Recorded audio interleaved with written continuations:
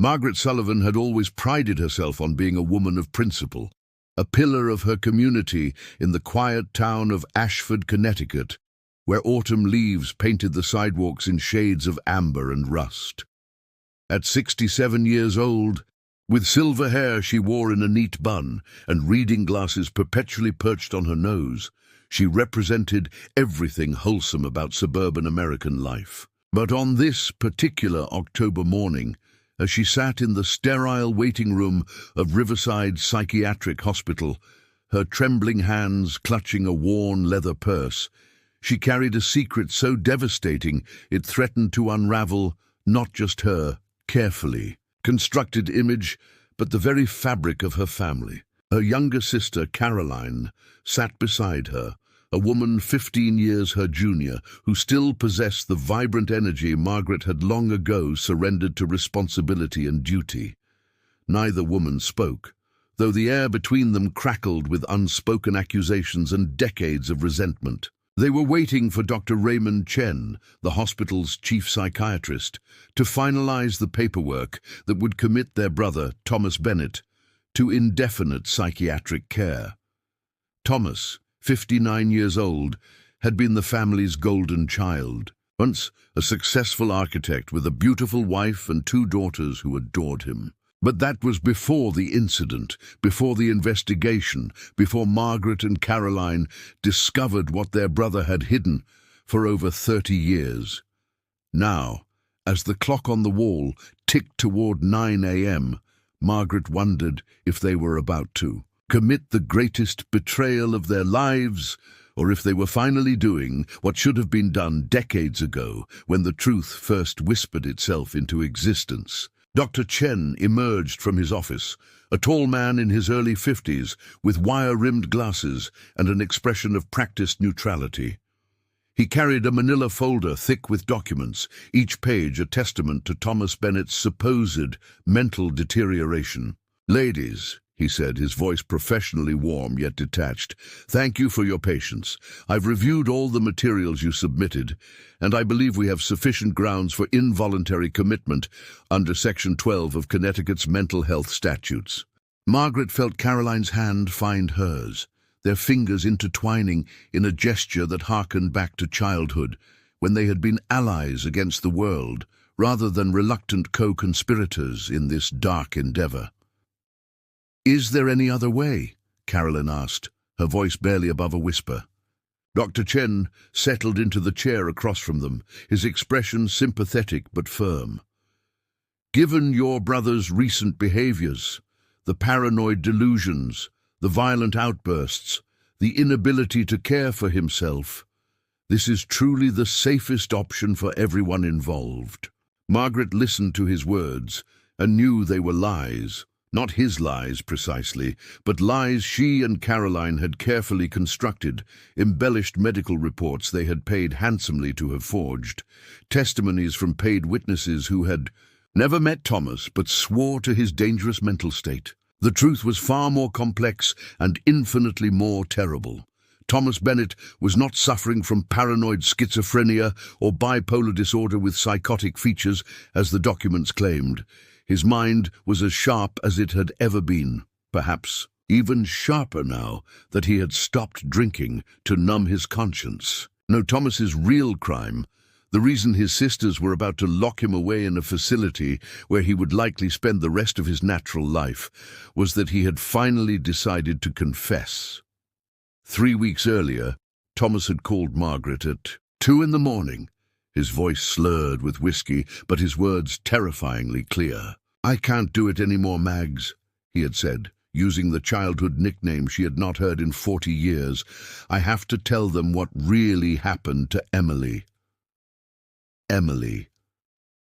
The name hit Margaret like a physical blow, dragging her from sleep into a nightmare she thought they had buried forever. Emily Peterson had been their neighbor's daughter, a bright-eyed 9-year-old who had disappeared in the summer of 1982 while riding her bicycle near the Bennett family's vacation cabin in the Berkshire Mountains.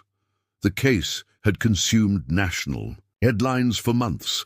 Search parties had combed the forests, and eventually suspicion had fallen on a drifter named Robert Marsh, who had been seen in the area around the time of Emily's disappearance. Marsh had been convicted on circumstantial evidence and died in prison 15 years later, never admitting guilt, but never quite convincing anyone of his innocence either. Margaret had watched her brother on the witness stand during that trial, had heard him testify that he had seen Marsh near the cabin on the day Emily vanished. She had believed him then, or perhaps she had simply needed to believe him. But in the years that followed, she had noticed things. The way Thomas never returned to that cabin, how he started drinking heavily in his late 20s, the distance he put between himself and his own daughters as they approached the age Emily had been. Then there was that night 10 years ago when Thomas had too much wine at Christmas dinner and whispered to Margaret in the kitchen, "I should have stopped him. I should have done something." At the time, Margaret had dismissed it as the rambling of a drunk man, guilt over not being able to save a neighbor's child. But when Thomas called 3 weeks ago, when he said he needed to confess, Margaret understood with horrifying clarity that her brother had not meant he should have stopped Robert Marsh. He had meant their father. Margaret stood abruptly, startling both Dr. Chen and Caroline. "I need a moment," she said, her voice strained. She walked toward the windows overlooking the hospital's manicured gardens, her mind racing back through decades of carefully maintained denial. Their father, Harold Bennett, had been a prominent judge in Connecticut, respected and feared in equal measure. He had died of a heart attack in 1995, taking his secrets to the grave. At least, that was what Margaret had always believed. But Thomas's late-night confession had shattered that comfortable lie. Their father had killed Emily Peterson, and Thomas, then 26 years old, had helped cover it up. According to Thomas's drunken, sobbing account, Emily had wandered onto their property looking for her lost dog. Their father, who had been drinking heavily that day, as he often did when away from the public eye, had caught her snooping near the tool shed, where he kept things he did not want anyone to see. Photographs, magazines, evidence of proclivities that would have destroyed his career and reputation. What happened next, Thomas had said, was an accident. Harold had grabbed Emily, meaning only to frighten her into silence, but she had struggled, and in his alcohol-fueled rage and panic, he had struck her. When she fell and did not get up, Harold had made a decision that would haunt his son for the rest of his life. He had forced Thomas to help him bury the body deep in the woods, in a place where searchers would never think to look.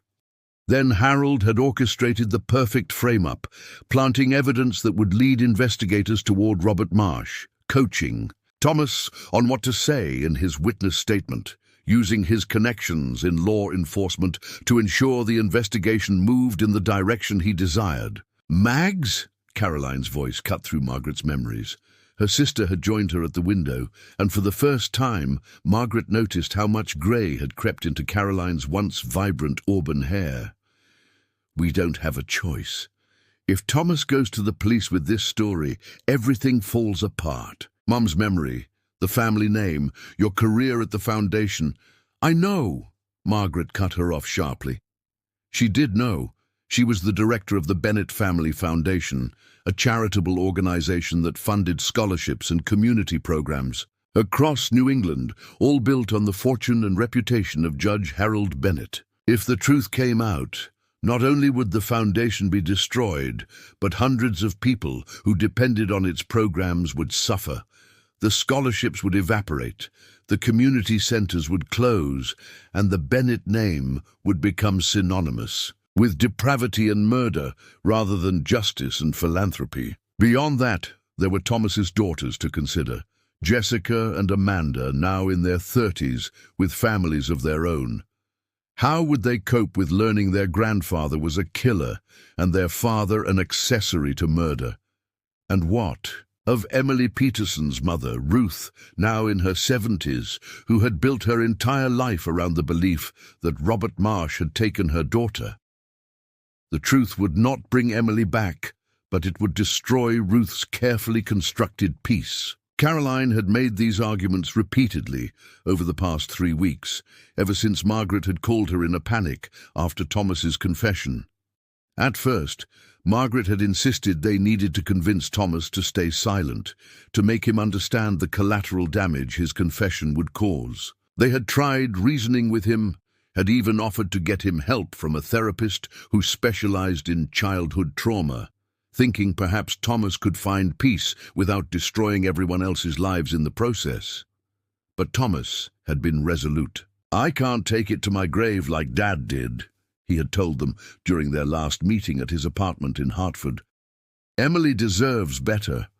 Her mother deserves to know what really happened, even if it destroys us all." That was when Caroline had first suggested the unthinkable. What if Thomas couldn't tell anyone? She had asked Margaret over coffee at a diner, far from anyone who knew them. What if something happened to his credibility, his mental state? At first, Margaret had been horrified by the suggestion. But Caroline, ever the pragmatist, had laid out the plan with a cold logic that was hard to refute. They would build a case for Thomas's mental deterioration, document erratic behavior, create a history of psychiatric problems that would make any confession he made seem like the delusions of a disturbed mind. With Margaret's connections in the medical community through the foundation and Caroline's husband's law practice, they could arrange for the right doctors to see Thomas, the right diagnoses to be made. They could have him committed before he ever had a chance to go to the police. "It's for his own good too," Caroline had insisted. "The guilt is eating him alive, Mags. In the hospital he'll get treatment, medication to help him forget, therapy to deal with the trauma. It's not just about protecting the family. It's about protecting Thomas from himself." Margaret had wanted to believe that, had clung to the rationalization, even as she helped forge medical records and bribe hospital administrators. But standing in Riverside Psychiatric Hospital now, minutes away from signing the commitment papers, she could no longer hide from what they were really doing. They were not protecting Thomas. They were silencing him, just as their father had silenced Emily Peterson. Dr. Chen approached them again, papers in hand. "Ladies, if you're ready, we just need your signatures here and here." He pointed to blank lines on official-looking documents. "Once these are filed with the probate court, your brother will be remanded to our care. Given the severity of his condition, we recommend a minimum stay of 2 years, with regular evaluations thereafter." 2 years, possibly longer, possibly forever if they continued to medicate him, to keep him in a fog of pharmaceuticals that would make his memories of that summer in 1982 seem like fever dreams rather than confession. Margaret reached for the pen Dr. Chen offered, her hand steady despite the storm raging inside her. But before she could touch it, a voice from behind them made all three turn. "Don't sign those papers." Thomas Bennett stood in the doorway of the waiting room, but he was not alone. Beside him was a woman Margaret recognized with a jolt of shock, Ruth Peterson, Emily's mother, looking frailer than Margaret remembered, but with eyes that burned with an intensity that belied her age. Behind them stood 2 uniformed police officers and a man in a suit who had detective written all over him. Thomas looked directly at his sisters, his expression a mixture of sadness and relief. "I'm sorry, Mags. Caroline, but I can't let you do this."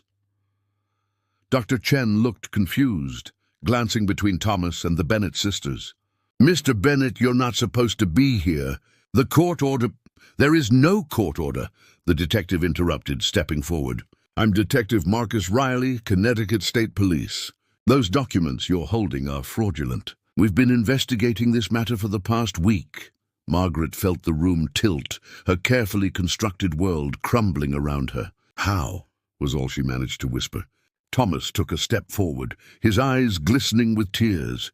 "I knew what you were planning, Mags. Caroline's not as subtle as she thinks. So I went to the one person I knew would understand why I needed to tell the truth. He gestured to Ruth Peterson, who had remained silent, but whose presence spoke volumes. Mrs. Peterson and I have been talking for the past 2 weeks, Thomas continued. I told her everything, about Dad, about what really happened to Emily, about where she's buried. The police have already recovered her remains. They've confirmed my story, Ruth Peterson finally spoke, her voice surprisingly strong. When Thomas came to me, I wanted to hate him. Part of me still does. But I've spent 43 years hating the wrong man, mourning my daughter without knowing the truth of what happened to her. Robert Marsh died in prison for a crime he didn't commit. That guilt is on all of you. She looked at Margaret with eyes that had seen too much suffering. But Thomas is trying to make it right. He's given me what I never thought I'd have. Answers, closure, a body to finally bury beside her father. I can't give you forgiveness, but I can give you understanding. He was just a young man manipulated by a powerful father. Detective Riley addressed Margaret and Caroline directly. You're both under arrest for conspiracy to commit false imprisonment, fraud, and obstruction of justice. You have the right to remain silent. Margaret barely heard the Miranda warning. Her mind was stuck on a single devastating realization. In trying to bury one crime, they had committed another, and this time there would be no covering it up. No powerful father to manipulate the system, no carefully crafted lies to hide behind. Caroline was crying openly now, her facade finally cracking. We were just trying to protect the family, she sobbed, as an officer moved to handcuff her. Thomas, please, think about Jessica and Amanda. Think about Mom's memory. Mom knew, Thomas said quietly, and those 2 words landed like a bomb in the room. Everyone froze. What? Margaret whispered. Thomas nodded slowly, tears streaming down his face. I found her journal last year when I was clearing out her things from the storage unit. She knew what Dad had done. She knew about Emily, knew I had helped cover it up, and she never said a word. She chose to protect Dad's reputation over justice for a murdered child. That's when I realized I couldn't be like her, like him, like what you two have become. The guilt was destroying me, yes, but more than that, it was wrong. Fundamentally, eternally wrong. Margaret felt something break inside her, some last vestige of the principled woman she had believed herself to be. Her mother, the saintly Patricia Bennett, who had died of Alzheimer's 5 years ago, had known the truth and chosen silence. How many people had colluded in this cover-up over the decades? How many lives had been twisted by the need to protect one man's reputation? As the officers led Margaret and Caroline toward the door, Margaret turned back to Thomas one last time. Was it worth it? She asked, not sure if she meant his confession or his decades of silence. Thomas met her gaze with surprising clarity. Ask me in a few years when I've served my time. Ask Ruth when she's finally buried her daughter. Ask Robert Marsh's family, who fought for decades to clear his name. I don't know if redemption is possible for someone like me, but at least Emily's story will finally be told. As they walked through the hospital corridors, Margaret caught her reflection in a window, a woman she barely recognized, hollow-eyed and defeated. She thought about all the good the foundation had done, all the lives it had touched, and wondered if any amount of charity could balance the scales against a murdered child and a wrongly convicted man. She thought about her father, the respected Judge Harold Bennett, whose portrait still hung in the Connecticut Superior Court, and imagined the day it would be taken down, his name stripped from the courthouse and the foundation that bore it.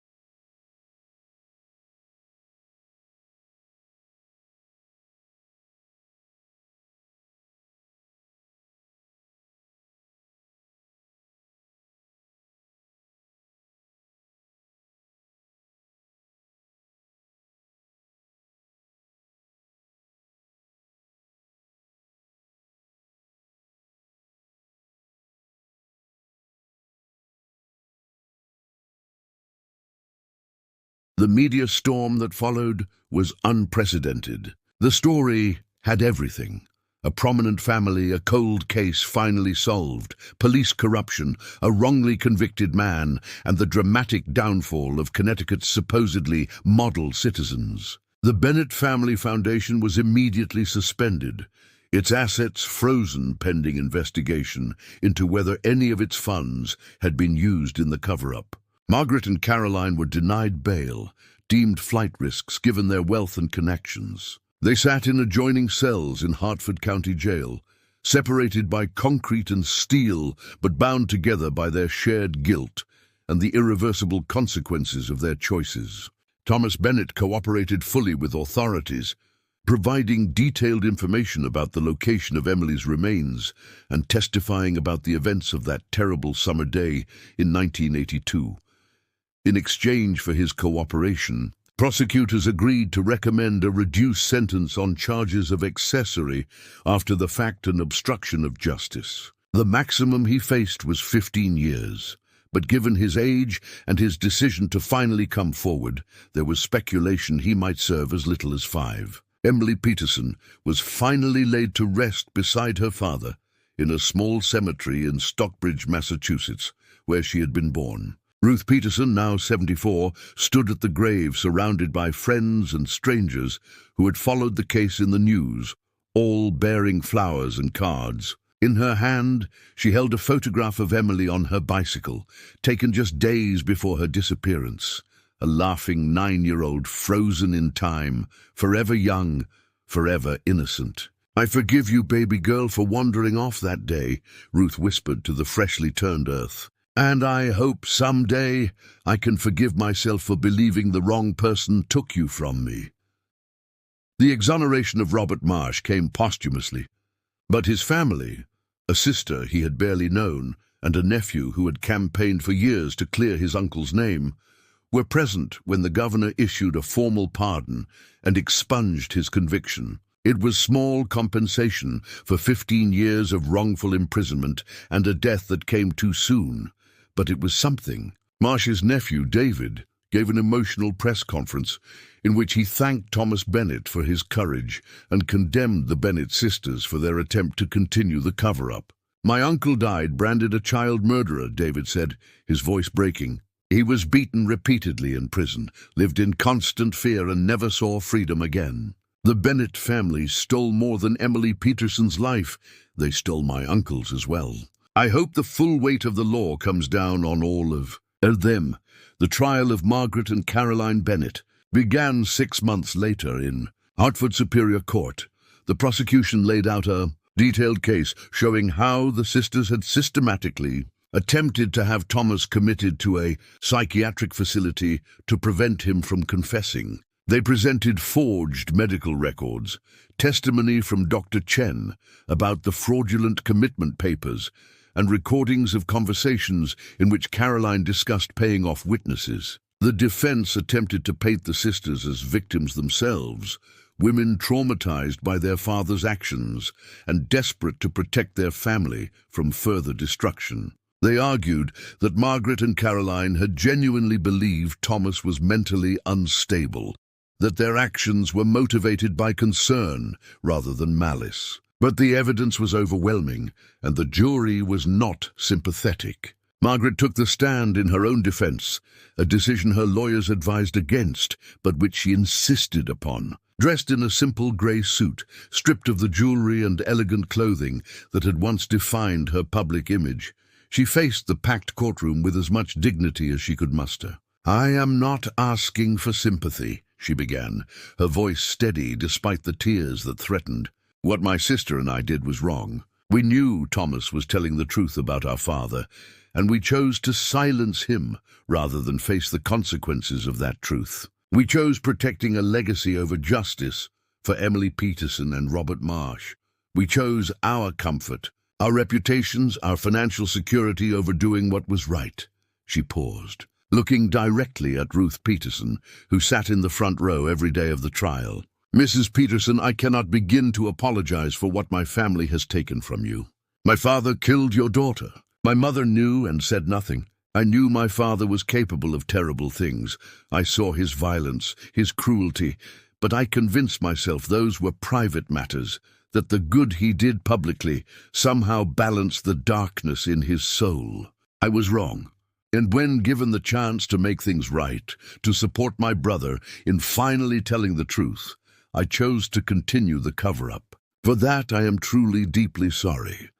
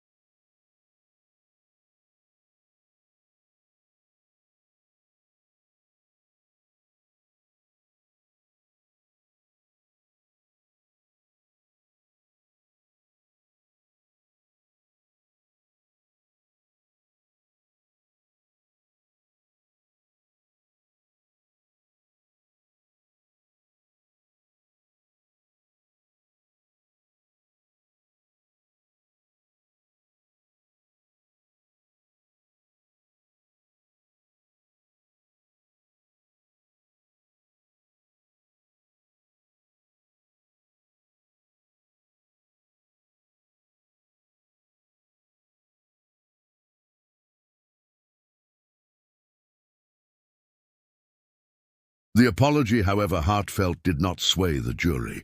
Margaret and Caroline were convicted on all counts. Margaret received a sentence of 12 years in state prison, while Caroline, who had been the primary architect of the commitment scheme and had actively bribed hospital officials, received 15 years. The judge, in handing down the sentences, spoke about the corrosive effect of privilege and the particular betrayal of using one's position and wealth to subvert justice. The Bennett family was respected in this community for generations, Judge Victoria Morrison said, her voice sharp with disapproval.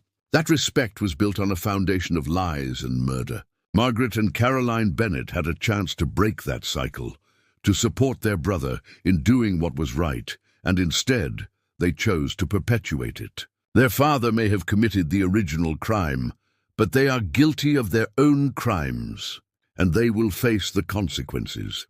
In the aftermath of the convictions, the Bennett Family Foundation was dissolved, its remaining assets divided between Emily Peterson's estate and a fund established to support the wrongly convicted and their families. The Bennett family home in Ashford, a sprawling Victorian mansion that had been in the family for 3 generations, was sold to pay legal fees and restitution.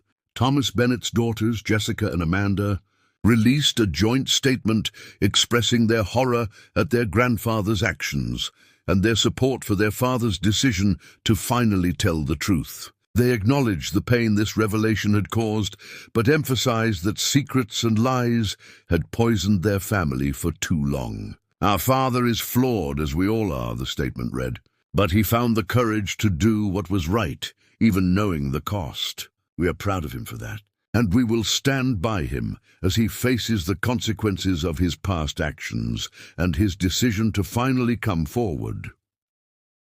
Thomas Bennett pleaded guilty to accessory after the fact and obstruction of justice. At his sentencing hearing, he addressed the court with a statement that was transcribed and widely circulated in the media. "I was 26 years old when my father murdered Emily Peterson," Thomas said.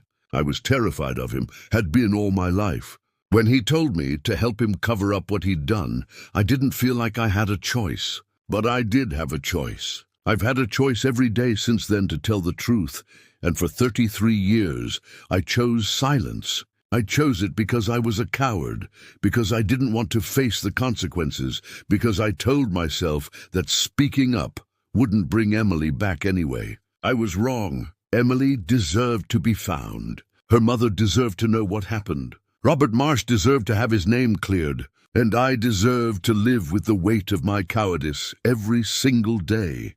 He turned to Ruth Peterson. "I know sorry isn't enough. I know nothing I can say or do will give you back your daughter, or the decades you lost, not knowing the truth. But I am sorry more than I can possibly express. I hope that in some small way, finally telling the truth has given you something, closure, answers, a place to lay your daughter to rest. It's all I have to offer, but I offer it freely and with all my heart." Ruth Peterson stood in the courtroom and spoke directly to Thomas for the first time since the trial began. "I hated you for so many years without knowing who you were. I hated the person who took my Emily, whoever they might be. Then I hated Robert Marsh when they told me he was guilty. Now I know the truth, and yes, part of me hates your father, hates your family, hates the system that let this injustice persist for so long. But I don't hate you, Thomas. You were young and afraid, manipulated by a monster. And you finally found the strength to come forward, even knowing it would cost you everything. That took courage. It doesn't absolve you, but it matters. It matters to me, it matters for Emily, and I hope it matters to you." Thomas received a sentence of 7 years, with credit for time served and the possibility of parole, after 4 years, given his cooperation and genuine remorse. He was transferred to Cheshire Correctional Institution, where he enrolled in educational programs and began writing a book about his experiences, hoping that sharing his story might help others find the courage to speak truth, even when silence seems safer. Margaret and Caroline served their sentences at York Correctional Institution, Connecticut's sole women's prison. The sisters, who had been so close in orchestrating their brother's commitment, barely spoke during their incarceration. Margaret spent her time in the prison library, tutoring other inmates in reading and writing. Caroline became involved in the prison's religious programs, seeking solace in faith, though redemption seemed impossibly distant. In a strange twist, the two women who had tried so hard to protect their family's reputation became symbols of exactly what they had feared: the dark underbelly of privilege, the corruption that can fester when power and silence combine. Their trial was studied in law schools and ethics courses, a cautionary tale about the dangers of placing reputation above justice, family loyalty above truth. 5 years into her sentence, Margaret was granted a rare interview with a journalist writing a book about the case. Sitting in a stark meeting room, her hair now completely grey and her face marked by the years of imprisonment, she spoke candidly about her choices. "People ask me if I would do things differently, given the chance," she said. "Of course I would. But that's too easy an answer. The real question is, why did I make the choices I made? And the answer isn't that I was evil or malicious. It's that I had been trained my entire life to protect the family name, to value reputation over truth, appearance over substance. My father was a monster, but he was our monster, and we were taught that family comes first, always. That's a toxic lesson, and I've spent 5 years unpacking just how toxic it was."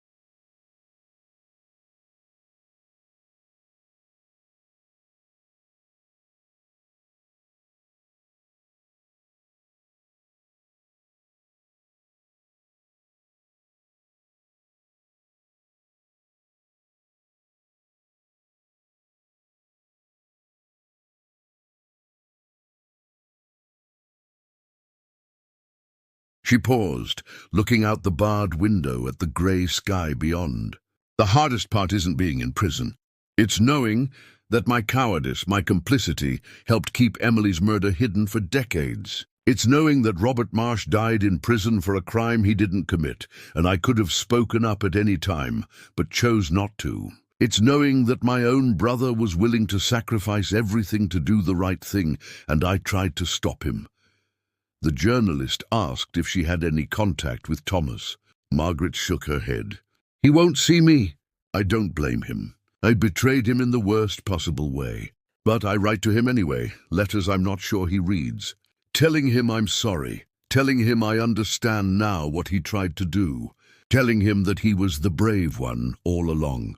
Thomas was released on parole after serving 5 years of his 7-year sentence. He emerged from prison to a world that had largely moved on from the Bennett family scandal, though his name would forever be linked to one of Connecticut's most notorious cases. He settled in a small apartment in New Haven, far from the places that held memories of his previous life. His daughters visited regularly, bringing his grandchildren, trying to rebuild a relationship fractured by decades of secrets and lies. One autumn morning, 7 years after Emily Peterson was finally laid to rest, Thomas drove to Stockbridge, Massachusetts. He stood at her grave, now marked with a beautiful headstone that read, Emily Rose Peterson, 1973-1982, forever loved, forever missed, finally home. He placed flowers on the grave, the same kind Ruth Peterson brought every week, yellow roses, Emily's favorite. I'm sorry I didn't protect you, he whispered. I'm sorry it took me so long to tell the truth. I hope wherever you are, you know that you're not forgotten. That your life mattered, that justice finally came, even if it came too late. He felt a hand on his shoulder and turned to find Ruth Peterson standing beside him. She was older now, more fragile, but her eyes held a peace that had been absent in those first terrible days after Emily's remains were discovered. You come here often? She asked gently. Thomas nodded. Once a month. I feel like I owe her that much. I can't give her back the life she should have had, but I can make sure she's not forgotten. Ruth smiled sadly. She's not forgotten. Not by me, not by the community, not by you. And because you finally told the truth, she's not lost anymore either. That's something. It's not everything, but it's something. They stood together at Emily's grave. Two people bound by tragedy and loss, by guilt and redemption, by the long shadow cast by Harold Bennett's crime and the even longer road to justice. In that moment, standing in the autumn sunlight among the falling leaves, Thomas understood that forgiveness was not something he could earn or deserve. It was a gift, freely given or withheld, and whether he received it or not, he had finally done what he should have done 33 years ago. He had told the truth, and perhaps, in a world built on so many lies, that was the only redemption available to someone like him. Not absolution, not forgetting, but the simple, painful act of finally speaking the words that needed to be spoken, of bringing light to darkness, of giving Emily Peterson and Robert Marsh the justice they had been denied for so long. As Ruth walked back to her car, Thomas remained at the grave a moment longer. He thought about his sisters, still imprisoned, still paying the price for choosing silence over truth. He thought about his father, dead these many years, but whose legacy of violence and manipulation had shaped them all. He thought about his mother, whose silence had been perhaps the greatest betrayal of all. And he thought about himself, the man he had been, afraid and complicit, and the man he had become, broken but honest. The leaves continued to fall around him, marking the passage of seasons and years, the slow turning of the world toward endings and new beginnings. In the distance, a child laughed, playing in the cemetery with the innocence of youth, unaware of the tragedies memorialized in stone all around her. Thomas listened to that laughter and felt something he had not felt in decades, hope. Not for himself, perhaps, but for the possibility that truth, however painful, could still matter in a world too often built on comfortable lies. He left the cemetery as the sun began to set, casting long shadows across the gravestones. Behind him, Emily's resting place was bathed in golden light. Her name carved in stone, a testament to a life cut short but finally honored. A story finally told, a truth finally spoken after far too many years of silence.